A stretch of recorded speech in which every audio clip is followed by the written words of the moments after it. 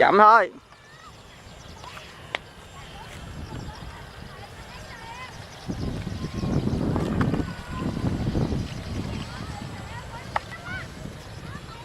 Bắt vô nhiều.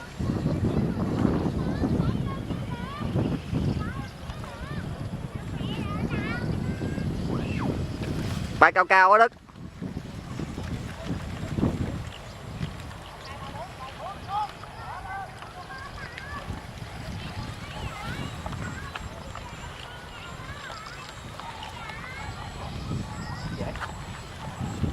Rồi vậy Đức, mất sóng hả?